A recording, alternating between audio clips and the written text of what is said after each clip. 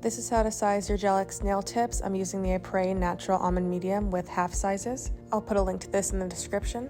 This first one, I'm sizing her pinky and it's too small, so you want to go probably a half size up or even a full size. And it's important that you size your Gel-X tips correctly, because if you don't, they can pop off prematurely, water can get trapped under it, and it just won't have the best retention that you want it to have.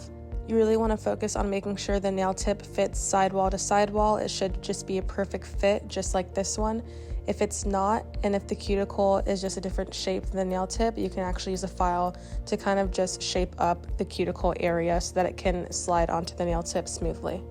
As you can see on this next one, it's not going to fit sidewall to sidewall, so I'm using the Apres tips and using a half size up so that it can fit.